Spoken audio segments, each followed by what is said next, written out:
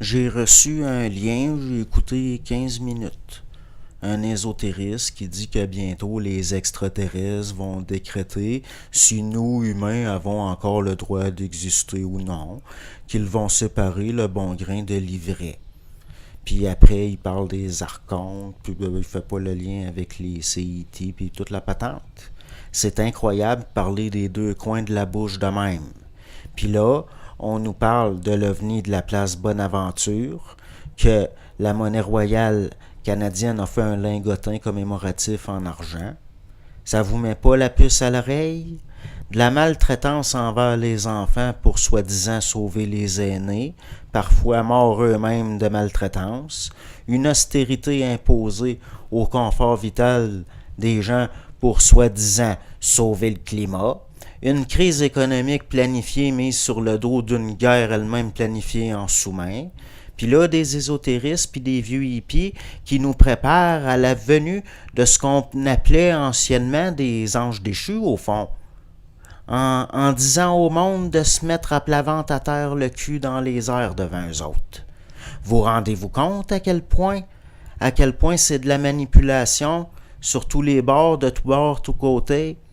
L'homme y est manipulé complètement sur tous les plans, dans son mental, son vital, son émotionnel, dans son physique, jusque dans son psychique, jusque dans le spirituel.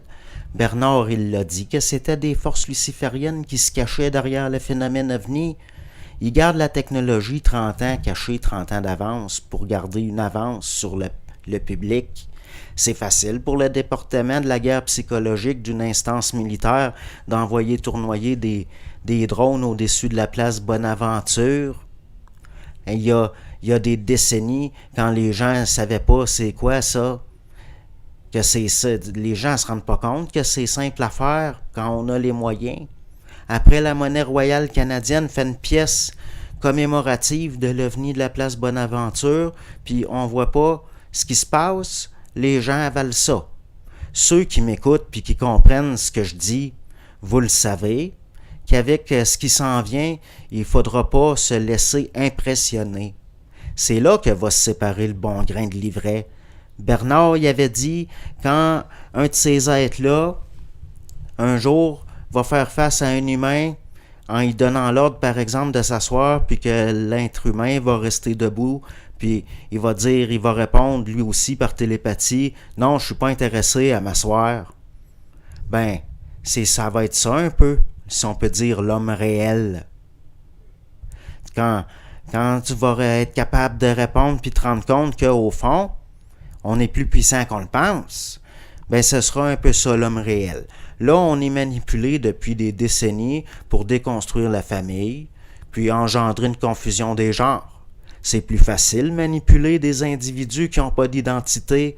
Ces êtres-là ont toujours dominé par la confusion. Là, les ésotéristes nous moralisent ça. Ils disent qu'on est trop dans la matière, qu'on est trop individualiste.